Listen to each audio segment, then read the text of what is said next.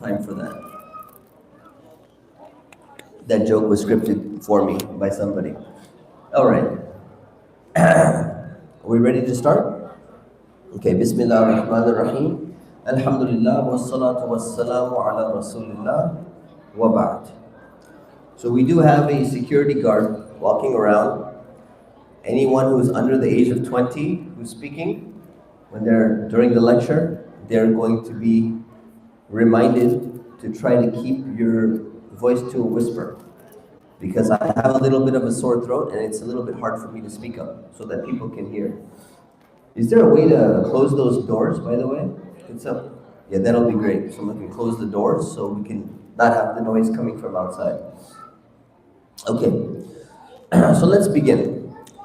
We need to learn about the month of Ramadan because it's very close. In fact, who knows how many days until the month of Ramadan begins? Can anyone raise their hand and tell me? Yes, tell me, how many days?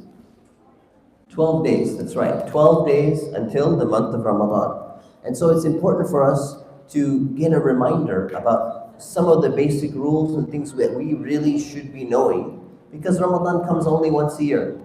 And sometimes we know many of these things, sometimes we need a reminder, and sometimes we just forgot, completely. So let's go through some of these points. So first of all, the Quran was revealed in the month of Ramadan, and that's what makes Ramadan special. Ramadan is special because the Quran was revealed.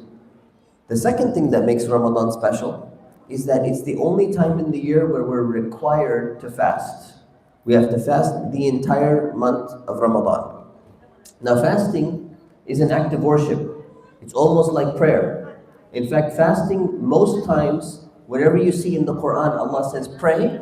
He also says give zakah, and in many places, He talks about fasting being on par with these other acts of worship. So the Prophet, peace be upon him, he said that prayer, fasting, zakah, and hajj, these are all pillars of Islam. They're a foundation which keeps Islam strong. And if you're missing one foundation, your Islam is going to be weak. The ultimate purpose behind fasting is that it teaches us self-control. And so when we're avoiding food, we're avoiding drink throughout the day, we're supposed to get stronger. And when we get stronger, we can get closer to Allah. Because as Muslims, we're supposed to resist certain temptations. And the more we practice that, the more we exercise that self-control, the stronger we get. And that's one of the purposes behind fasting in the month of Ramadan. Now, Ramadan is basically three things. You refrain from food, drink, and intimacy during the daytime, and most people are aware of this. So some of the rules of Ramadan. The first thing is determining when the month of Ramadan begins. What's going to happen this year is that you're going to find some masjids starting Ramadan fasting on Wednesday. You're going to find other masjids starting on Thursday. And in other countries, some masjids might actually start fasting on Friday. And you may be wondering, why is that? Why can't people figure out when the month of Ramadan begins?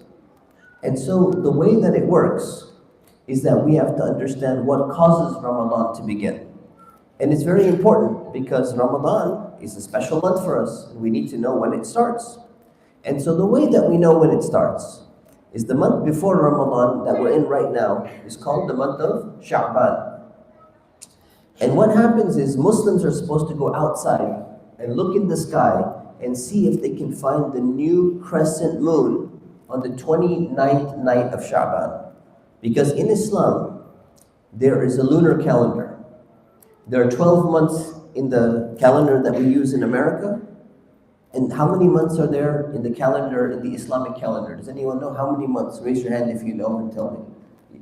No, canceled. Someone raised their hand but retracted. Nobody knows how many months. Yes, how many months? That's right, it's still 12. It's a trick question because you thought it's going to be a different number, right?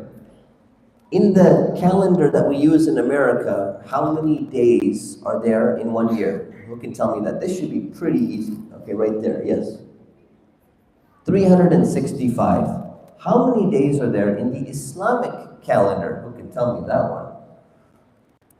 Only one hand is up right now. Two hands are up right now. We're going to go with the first guy. 354, you're correct.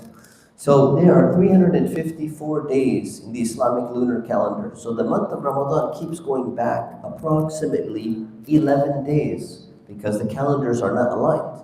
So what happens is in the month, in the Islamic lunar calendar, every month is either 29 days or 30 days.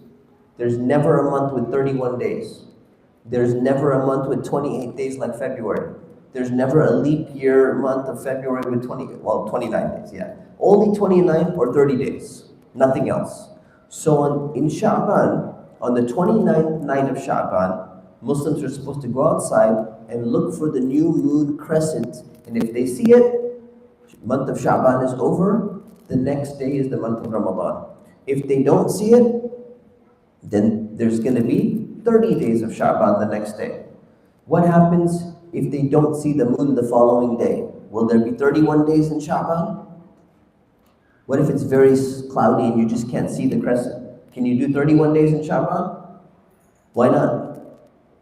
Because of what I just said. Every month in the Islamic calendar is either 29 days or 30 days. There's no other option. It's automatically going to happen. You don't even need to look. I mean, you should, but you don't need to look at the crescent. So what's going to happen is that the 29th of Ramadan, you go check again to see if the next day is going to be Eid. If you see the crescent, the next day is Eid. If you don't see the crescent, then there's 30 days of Ramadan. What if you don't see the crescent on the 30th of Ramadan? It's going to be Eid no matter what. And so that's the way it works. So you need a system. And what is the system? The system is, how do we know that somebody saw the moon? So if you go outside and there's some kid and he says, yeah, I saw the crescent.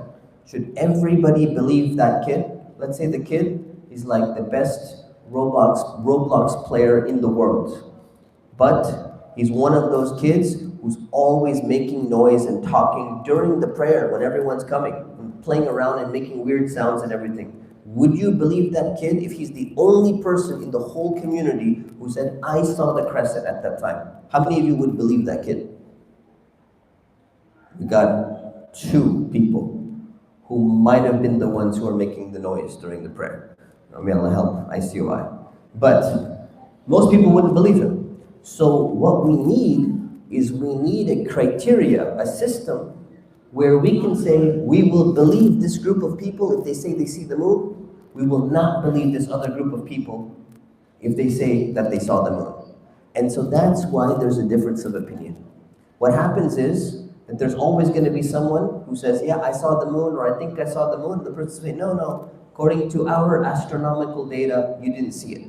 And that's why there's differences of opinion. So we shouldn't make it into a big deal or get into an argument about it. At ICOI, does anyone know, at the Islamic Center of Irvine, we've decided, the masjid has decided, which day is Ramadan going to start? Wednesday, Thursday, or Friday? Wednesday. Taraweeh, Wednesday means the first day of Ramadan, the first day of fasting. Ramadan actually starts at nighttime though, the night before. So the first Taraweeh prayer is going to be on what day? It's going to be on Tuesday night. Okay? So now let's talk about who needs to fast in the month of Ramadan. So any Muslim that reaches puberty, which is approximately age 12, plus or minus a few years, they must be fasting in the month of Ramadan. So kids, little kids, they're like 7 or 8 or 9, they can try fasting. And they should be encouraged to try, but they don't have to be fasting.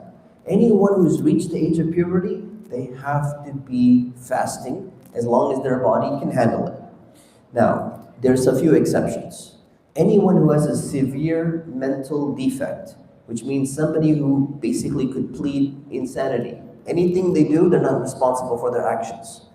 That person is not required to fast, and they don't need to make up any fast because they're not required in the first place to pray or fast. Second condition, somebody who's sick, somebody who's ill. So if you're sick, you don't need to fast. Many women ask the question, what if I'm pregnant? Well, if you're pregnant and it's not going to harm your child or not significantly harm you, you should be fasting.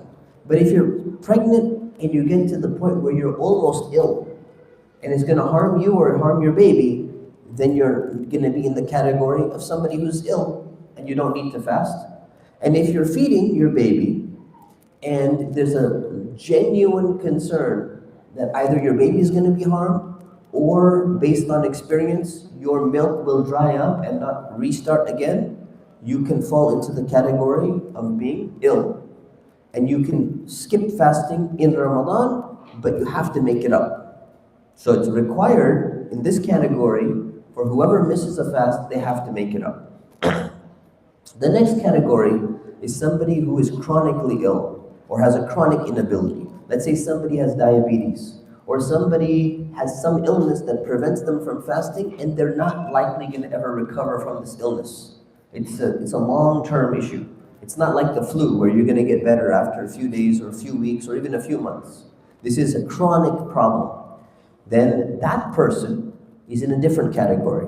That person is going to feed a poor person for every single day of fasting that they missed. And this is a requirement for them because they can't ever make up their fast because they're always going to be in a state where they're not able to fast in Ramadan and they can't make up their fast later either. Okay?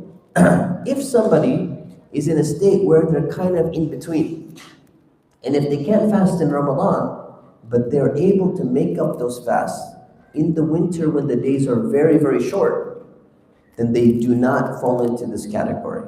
And they need to make up those days of fasting in the days when they're short later on in the year.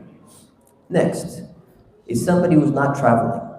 If you're traveling and you're on a journey, you're traveling a long distance, you can skip fasting, but it's better for you to fast.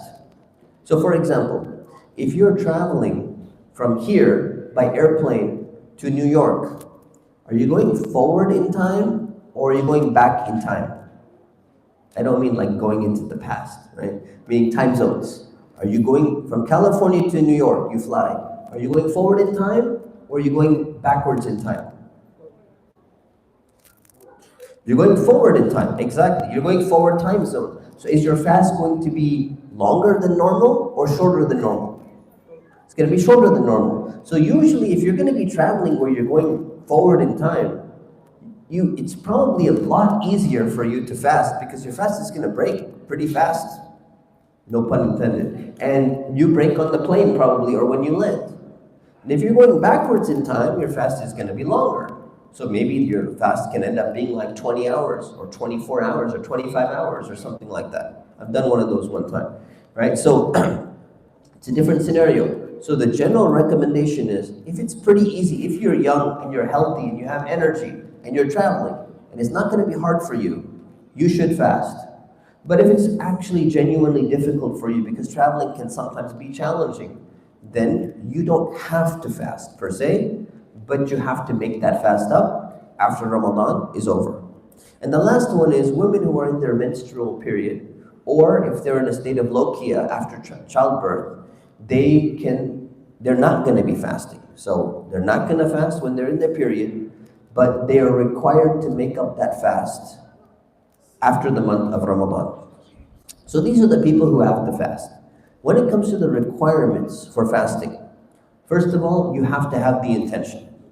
What does intention mean? It doesn't mean you have to verbalize it. You don't have to say every morning when you're starting your fast, today I am fasting my third fast for the month of Ramadan. You don't have to say that.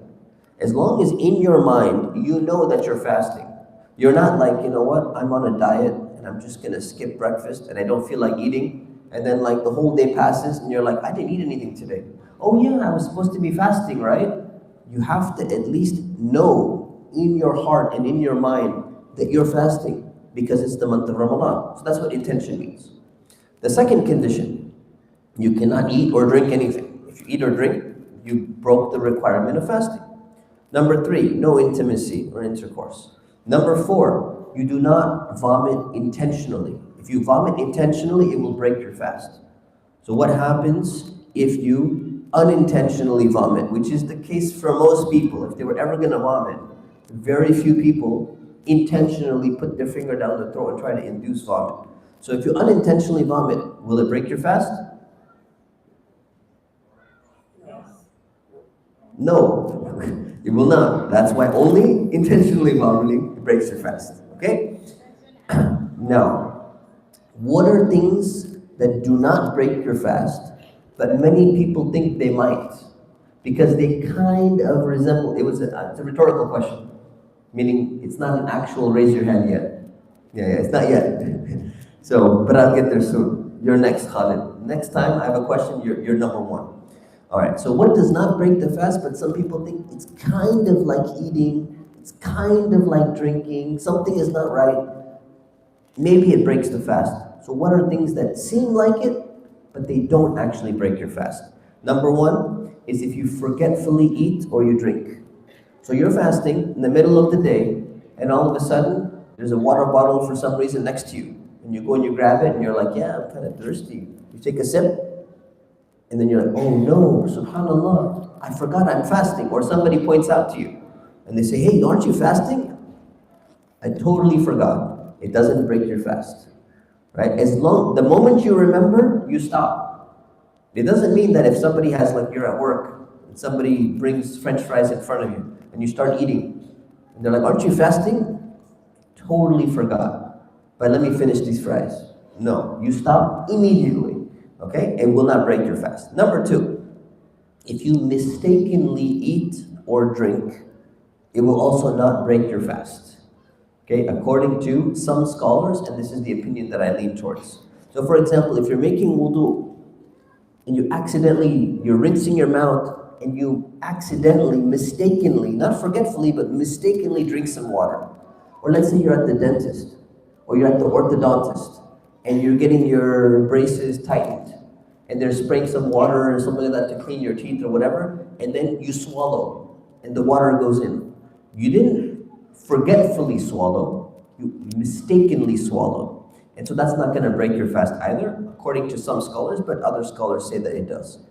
If you wake up in the morning and you're like, hey, I still have 5 minutes to eat, and then you start eating, and then someone says, what are you doing? The time has changed. You're like, no, it says on the thing, I have 5 minutes. It's like, no, didn't you see? That is the timing for last week. You're looking at the schedule, but you're looking 1 week before. You looked on Saturday, but that was the previous Saturday. Now the time has changed.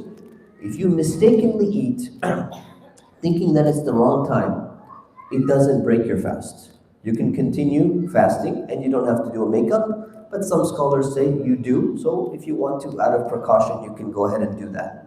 If you accidentally eat and you didn't swallow anything, hold the food in your mouth, a few minutes before iftar time, it's not going to break your fast. If you taste food without swallowing it, why would you do this? Let's say you're a chef. Let's say you work in a restaurant, and you're making your recipe, but you're fasting. But you have to just taste the food, but you don't want to swallow it at all. And you taste it, and you spit it out. Because you need to see how is it too salty, too spicy, or something like that. You're allowed to taste food. It will not break your fast as long as you don't swallow any. You can chew food without swallowing it. Now this doesn't mean for recreation, because you're like, I'm really hungry, but I'm not going to eat, I'm just going to chew a slice of pizza. No, that's gross anyways, and then spit it out. This is usually for the case of little babies. And sometimes parents, they need to soften up the food for their baby, especially if they're sick or something, and then they need to feed it to them. Now we have machines and everything, but this used to be the case. So if you chew food without swallowing it, it will not break your fast. People are always asking me this question, can you chew gum? Well, most gum has flavor. So if you chew the gum and you swallow the flavor, your fast is broken. If you chew flavorless gum, then guess what happens? You're weird. Because who chews flavorless gum? But anyway, outside of that, no, it wouldn't break your fast. But it's better not to. If you use eye drops, it doesn't break your fast. If you use ear drops, it does not break your fast. If you use nose drops, even if you kind of feel a little bit something in the back of your throat, it does not break your fast. If you use an enema, if you don't know what that is, you don't want to know what it is. But it does not break your fast, because these things are non-nutritive. They're not something that's getting into your body and then going to the stomach in order to nourish you like food would nourish you. If you get a medicinal injection, like a vaccine or some type of medicine or something like that, it will not break your fast. If you get a patch, if you have a nicotine patch, or if you have whatever type of patch you have, it's not going to break your fast. If you use an inhaler, an asthma inhaler, scholars have differed on this significantly. And so I slightly lean towards the view that it's better if you have to use it, you should use it, but it's better if you make up one day of fasting later on. But if you don't, there's a valid, strong opinion that you don't have to either. If you brush your teeth, it does not break your fast, as long as you don't swallow any water, as long as you don't swallow any toothpaste. But it's better to use flavorless toothpaste in Ramadan when you're fasting. Why? Because it's kind of like chewing gum.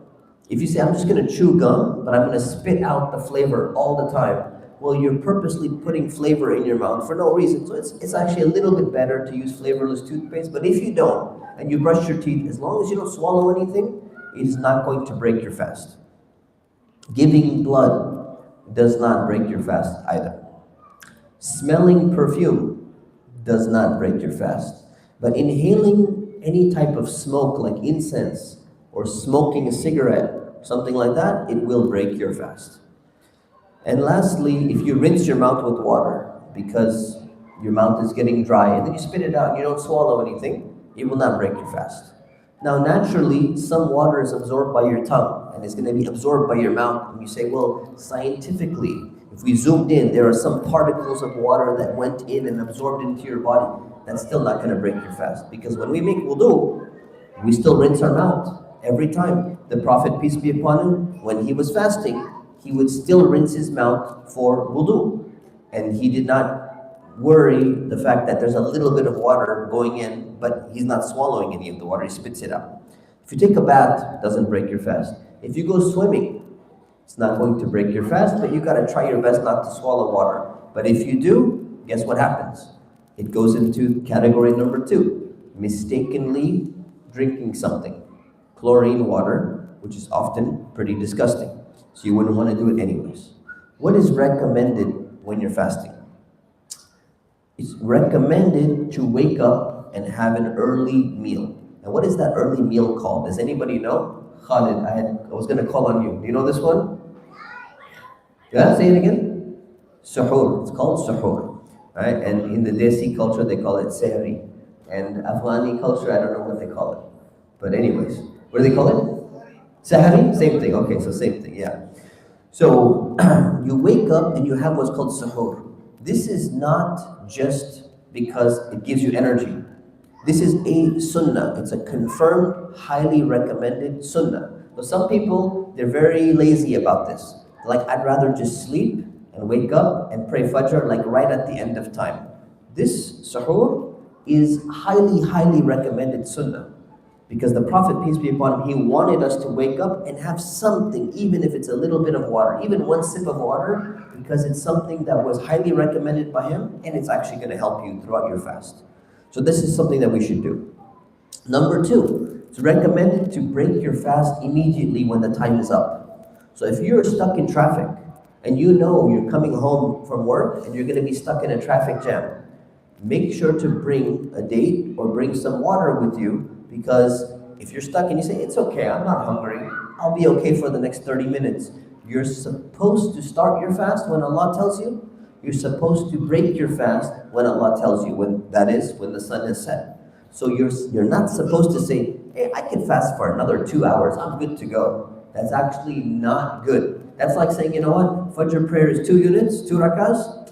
I can do 3. I'm feeling good. I'm going to make Fajr 3 rakahs. No, you don't do that. You do it the way that Allah has prescribed you to do it. So breaking immediately is also very important. Number 3 is when you break your fast, you should break with a date.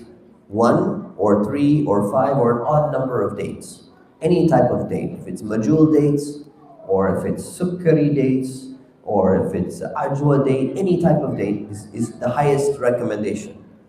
If you don't have any dates or you don't feel like having dates, the second best thing is to break your fast with water, with like a sip of water or a cup of water or something like that, before you go and grab like a drumstick of chicken or a chicken nugget or something like that. I'm so hungry, I just want to have that cheesecake, or I want to have those noodles. Before you eat anything else, the first thing you should do is either eat one day or drink some water when you break your fast.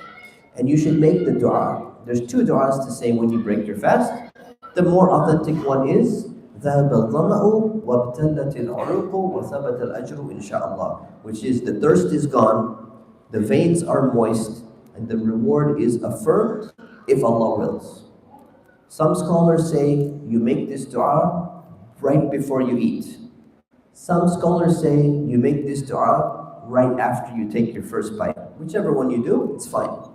It doesn't really matter. But it's recommended to always think about this when you're breaking your fast, and don't just start digging in and start going crazy and just eating up.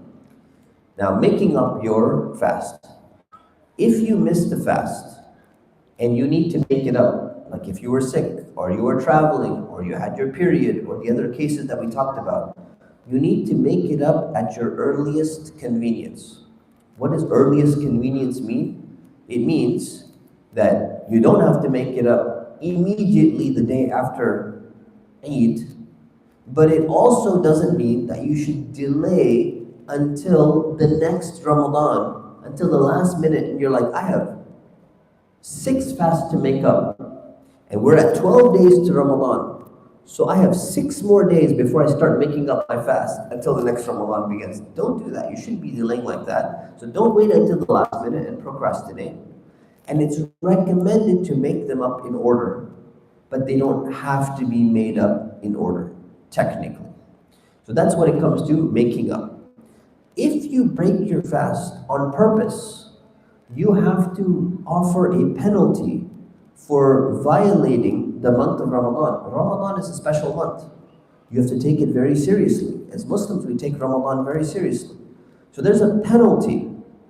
If you just break your fast and you're like, I just don't feel like fasting anymore, and you break it. According to Hanafi and Maliki school, you need to fast 60 days in a row in addition to the makeup day that you are doing. Right? And the Shafi and Hanbali school say it's for only the case of intimacy. But anyways, think how serious this is. Ramadan is 1 month. As a penalty, you have to do what's called kafara for 2 more months in addition for breaking the sanctity of Ramadan. And if you do it more than once, it's still only 1 penalty. It's not like if you break 3 fasts, then you have to do 180 days. Sometimes people ask that question, it's not the case. But breaking your fast, just because you're like, I just don't want to do it anymore, it's a very serious thing. So take Ramadan very seriously. Next thing is Taraweeh prayer and I'tikaf. Taraweeh prayer is highly recommended in the month of Ramadan. It's the only time you can pray Taraweeh prayer. So Taraweeh is either 8 or 20 or 36 units of prayer that you pray after Isha. It's recommended to pray in the masjid, but you can also pray Taraweeh at home as well. And so Laylatul Qadr is the last 10 nights, in the night in which the Quran was revealed, and this is known as the night of power. And so what happens is, if you pray on the night of power on Laylatul Qadr, it's more valuable than 1,000 months. So it's one of the very, very special nights. And it's somewhere in the last 10 nights, more likely the last 10 odd nights of Ramadan. And so keep in mind something. When the last 10 nights begin, the 21st of Ramadan starts on the night of the 20th day of Ramadan. Some people get confused about that. Sometimes it's only going to be 10 nights. We say 10 nights, but there's only going to be 9 nights actually. But so this is a time where the first 20 days of Ramadan, you should be doing a lot more prayer, a lot more reading Quran, a lot more dua. But in the last 10 nights, you should be doing even more than you've done in the first 20 of Ramadan. And the other thing is something known as i'tikaf. I'tikaf is known as seclusion in the masjid. It's basically where you sleep in the masjid for the last 10 nights of Ramadan, if you can. If you can't, then you do 3 days or 5 days or even 1 day. But some people, they will stay in the masjid. They will live in the masjid for the last 10 nights. And this is something that the Prophet Muhammad, peace be upon him, used to do regularly. And this is a time to do it in the month of Ramadan in the last 10 nights, if you're able to do that. Fitra. Fitra is known as Zakatul Fitr. This is a special charity that you pay at the end of Ramadan, right before the Eid prayer, or a few days before Ramadan ends. You have to give a charity to people to help them celebrate the day of Eid. And so an adult man is responsible for paying on behalf of his children, and you have to distribute that money, and that money has to be given to the needy so that they can benefit and enjoy the day of Eid without having to worry about their expenses. And it's much better to pay early. And there's going to be more information about that coming out. When Ramadan is over, it's the day of Eid. What are you supposed to do on the day of Eid? Well, the Eid al-Fitr means the festival of breaking your fast. You've been fasting for 29 days, or 30 days, or maybe 31 days, possible?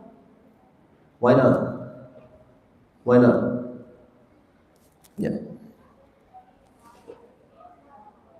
Every month is only 29 to 30 days, exactly. So now you're stopping fasting, and so now it's going to be the day of Eid. You're not fasting anymore on this day.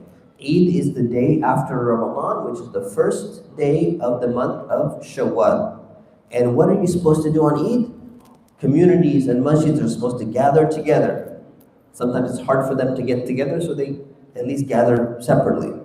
Get them all together, and they're supposed to pray in one big area together, the Eid prayer. And this prayer is 2 rakahs, it's 2 units. And then after that is done, what are you supposed to do for the rest of the day on Eid? As a Muslim, what are you supposed to do? Who can tell me? Yes. You're supposed to party. That's right. The rest of the day, you have fun and you party, and that's what your job is as a Muslim after prayer to do. But you're supposed to still keep up your prayers, of course. All right, zakah. Zakah is going to be next week. So I'm going to leave it at that. This is a basic questions that have been answered. I'm going to open it up for questions. Please try to ask questions that I have not already addressed in this presentation. Okay? Questions? Yusuf, go ahead.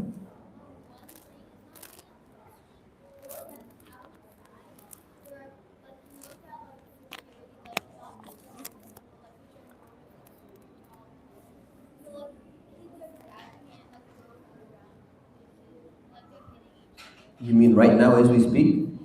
There's kids outside that are grabbing this giant security pole and they're like throwing it around. May Allah help them. All right, we'll inform the people who are in charge here. Yes. A little bit louder. Just as a clarification, so see some random man smoke and is it like fast? So again, if it's accidental, right? Remember we talked about if you accidentally eat. So if you accidentally or mistakenly, someone's smoking and they come and breathe the smoke into you and you try and run away, but you inhaled some, it's not going to break your fast. But if you purposely go, I don't know why you do this because cigarette smoke smells disgusting. But if you walked in and you're like, oh, let me smell that, you would break your fast. Okay? All right, yes.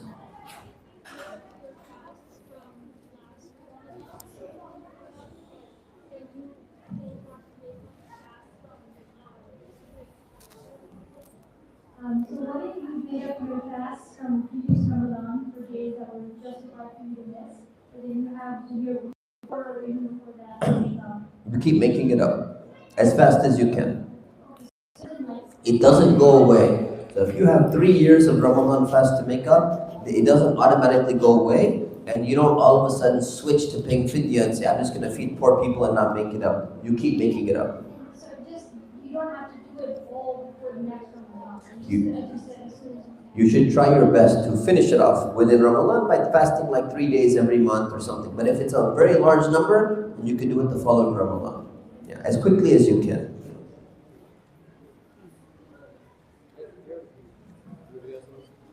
Yes, go ahead. Doesn't fit. Okay, so zakat, we're going to have a workshop on it next week, inshallah. But to answer your question, the amount that you pay for zakat is 2.5% of your savings. Okay. Other questions? Yusuf, go ahead. Yeah, you're next.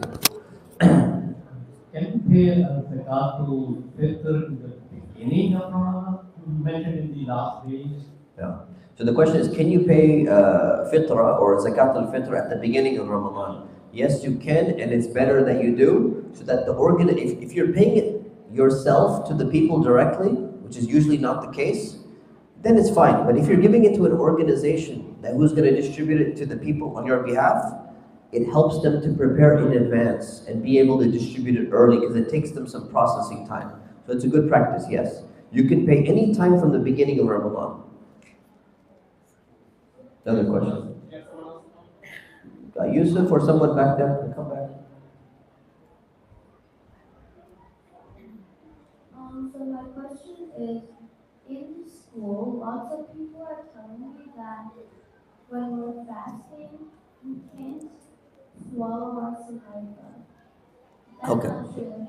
So whoever told you, or whoever says that you can't swallow your saliva when you're fasting, that's a very strange idea that they have in their mind. So no, you can absolutely, saliva is naturally produced in your mouth. The Prophet, peace be upon him, was swallowing his saliva all the time. So yes, of course, you can swallow your saliva.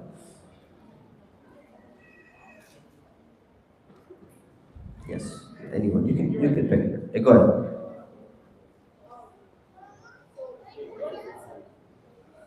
What if it's like you're sick and like you can't exactly pray in like a big community? Oh, okay. So if you can't pray in a big community because you're sick and you're afraid that you're going to get other people sick, then you can pray at home. And it's better to pray at home so you don't get others sick.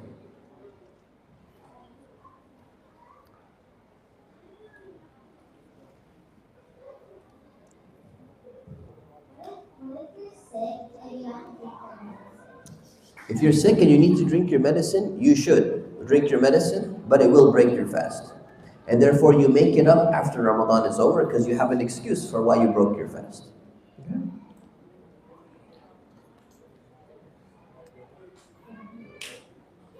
So my question is, what are the ages to fast?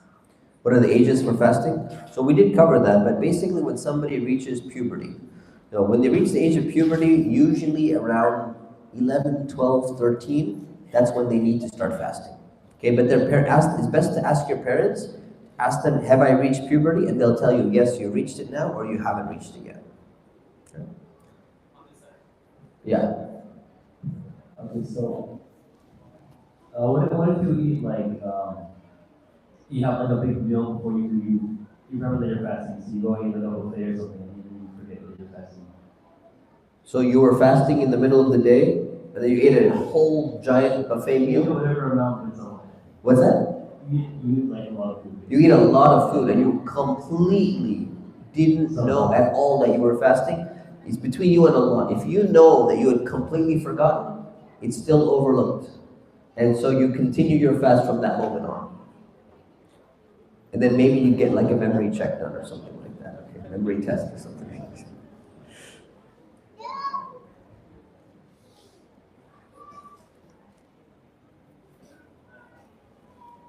What if you accidentally walk into snow? What if you accidentally walk into snow? Smoke. Oh, smoke. Yeah, so similar to what the other guy asked. If you accidentally walk in, it's like accidentally eating. It's not your fault. It's not going to break your fast.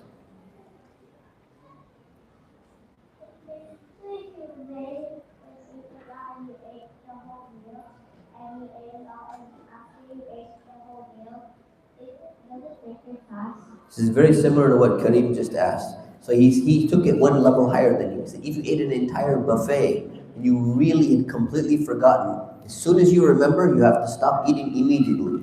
If you have food in your mouth and you're chewing, the moment you remember, you have to spit that out of your mouth. You can't be like, I'm going to eat this one last bite. You spit it out and you stop immediately. And then, yes, your fast will still be valid. Even like brushing teeth when you swallow like the water, is it okay for the unintentional? Yes, so if it's in that category we talked about, if something is unintentional and mistakenly swallow some water while you're brushing your teeth or something, it does not break your fast. But you have to try your best to not drink anything, okay, on purpose. You tell me. Okay, two more questions.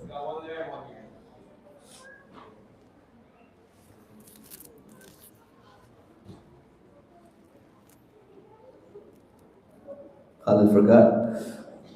It's like the buffet guy. I totally forgot.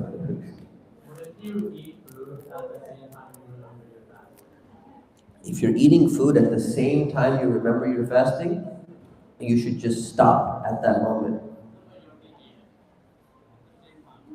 If it's exactly at the same time, it's probably going to be fine. If it's 2 seconds afterwards, then you stop.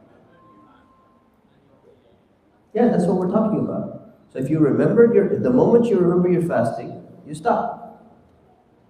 It's okay if you already swallow. You don't need to vomit it out. If it's halfway down your pipe, you can't bring it back up. If it's in your mouth and you're chewing it, you spit it out. I think a lot of people are hungry right now. It's what it seems like. All right, Khalid, let's go. What if you're barely sick, but the sickness makes you so hard to fast? Do you stop fasting or do you keep fasting? That's a great question. If you're a little bit sick, you should keep fasting. If you're very sick, you should stop fasting. So what is the difference, right? If you are like crawling around on the floor and you're like, you can't even get up and walk around, and it's that bad, you have a bad headache or something like that, and you can't function like normally at all. You can't even move around and walk around, you should be breaking your fast. Don't be like, I'm just gonna lie here for the next 3 hours and I'm just gonna tough it out. No, you shouldn't do that. But if you can walk around, maybe let's say you lost your voice, or let's say you have a little bit of a headache, but you're like, I can be quiet, I don't want to talk to too many people, but I'm okay. I can still do my work and I can still be on my computer. I can do my homework and everything. Then you should continue fasting. So a little bit of sickness, you continue. We have two more questions. One from the brother here and one from you over there, and then we'll call it. The question is, how can you make your fast better? How to make a better fast? How to make a better fast. That's a whole nother lecture in and of itself. But the most important thing is renew your intention and try to think about what are the benefits of fasting, and that'll keep you in the right mind frame, inshallah.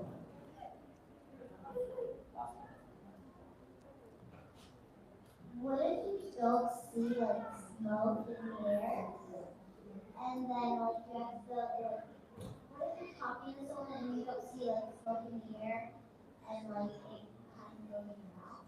Let me ask you this question. Has this ever happened to you? No. Okay. Has it ever happened to any of your friends? No.